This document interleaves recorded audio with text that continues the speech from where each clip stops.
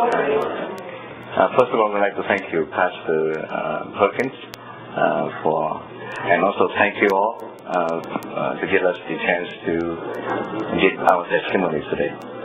My name is Henry, and this is my wife, Mandy. My parents were born in Fujian province, China, and emigrated to South Vietnam in 1949 to flee from the Chinese communist regime. My parents were devoted Buddhists. I was born in Saigon, the capital of South Vietnam, in a family of 11 children. I was the second oldest child in the family. My father and my younger sister escaped by boat from the Vietnamese communist regime in early 1979, where my older brothers and I left later in the same year. My father and my sister heading south and landing in Malaysia. We headed north by boat as well to Hong Kong. We all got accepted by the U.S. government as refugees in the same year. My father, when we got to the U.S., my father would not let me collect welfare and made me looking for a job right away. And I started working full-time 1 month later.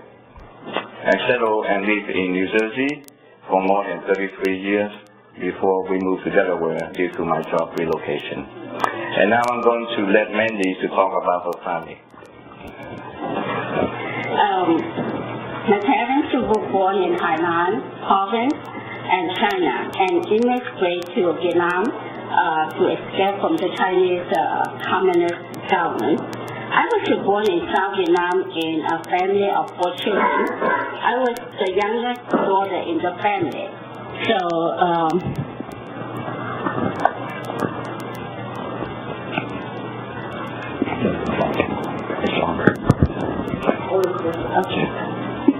I was the younger daughter in the family and received full of love from my parents and my older sisters. And I followed my parents and left Vietnam by boat to an Indonesian refugee camp in 1978. My parents was sponsored by a Lutheran church to settle in U.S. in 1979, and I was baptized in the Lutheran church and became Christian in 1980. I met my wife, Mandy, at work in 1981, and we got married soon after that, 1 year and a half later, in 1983. When we were married, Mandy was already a Christian, but I was still a non-believer. It took Mandy many more years to convince me just to come to church, probably because I was mainly raised by Buddhist devoted family. We had 3 children after that. Their names was Jennifer, Mandy, and Andrew. We were both working very full-time and taking college course part-time. We both working very hard to build a decent family and raise our kids, hoping that they will have a comfortable life when they grow up. Because working full-time and paying for college at the same time, it took me about 16 years just to finish my undergrad degree and 4 more years to complete my graduate degree. So now I'm going to transfer to Mandy again. When we got married, Henry was still a non-believer. We have some problems relating to our religious belief. We both had many opinions during our early marriage. And I stopped going to church because Henry wouldn't attend. And he always find an excuse to stop me from going. Okay, so now in 1986, I got a job at Verizon in Baltimore, Maryland, about 3.5 hours from home. I would be able to come home only on the weekends and stay in Baltimore during the weekdays. I would call home every day to make sure that everything was okay at home, and also most of the time asking for recipe for cooking dinner. After the phone call, I would prepare dinner and watch TV for the day. After a while, the call routine did not end well. There was no one picked up the phone. I found out later that Mandy and the kids were out shopping, eating out, enjoying themselves without me. By that time, I felt very lonely and gradually become depressed. So now I'm going to let Mandy talk about her struggle when I was away in Baltimore. At the time Henry was in Baltimore, our three children still really young. The older one's 11, second one's 5, and the younger one's 2.5. My father was living with me and helping out watch the younger one. I was a full-time worker, full-time housekeeper, and full-time home mom. So things would become so hectic in daily basis. So most times we go out to eat, to pizza, so I don't have to cook.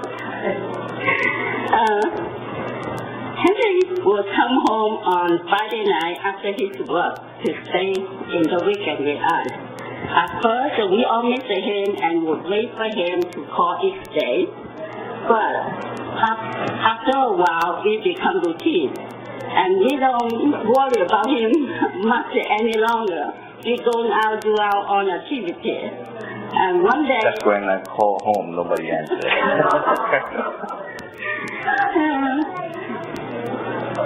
One day I ran into my fellowship leader in the food market, and she always reminds me, indicate that bring the kids back to church and let them go out at church, and they will have God inside their heart all their life.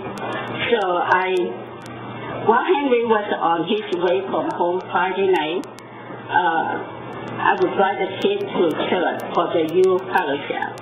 And I realized that we cannot keep this situation forever. We need to find out a solution that we can keep our marriages together. I pray every night, asking for God's mercy to bring Henry to know Christ. I would also keep asking Henry to join us at church on Sundays worship. As many start going back to Mama's community church, Christian church, I found myself alone at home, and gradually I felt compelled to tag along with her to church. Now, for the first time in a very long time, I felt so peaceful sitting in the sanctuary. I could feel the warm atmosphere which filled with mercies and love. I started to follow the congregation to sing along during worship, as the words from the hymns hit my heart like a hammer.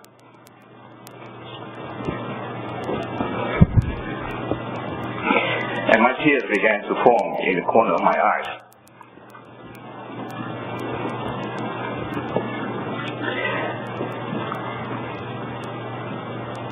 I also felt that most of my burdens were lifted away from my shoulders, because my heart was so hard that I felt it needs a hammer to crack the outer shell.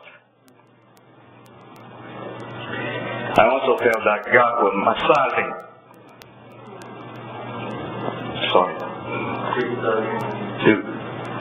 it to soften the inner layer of the tissue. I still recall that when I first came to the U.S., my heart was so hard I could tolerate intense physical pain. I seldom asked for pain medicine during my dental visit. But nowadays, since I was spoiled, I make sure my dentist prepared the anesthetic before he even picked up any dental tools. It took me more than 13 years to realize that I needed God to lead me through the days. After going to church, I was able to find another job in New Jersey and was able to reunite with my family again. Mandy and I started attending church regularly, and on Sundays of 1997, I was baptized and accepted Christ as my Savior. I began to serve as a deacon a few years later at church. Our 3 kids were baptized in the same church and had served actively in the youth ministry until they went to college. My father-in-law was also baptized and became a Christian at the same church. Mandy and I attended both the English and the Cantonese congregation, Christian worship service on Sunday and the youth ministry on Friday night. We became youth counselor teaching 6th grader for 8 years until we moved to Delaware in 2013. Now, we began serving at this church and CCC since then, and hope to serving for many more years. Thank you.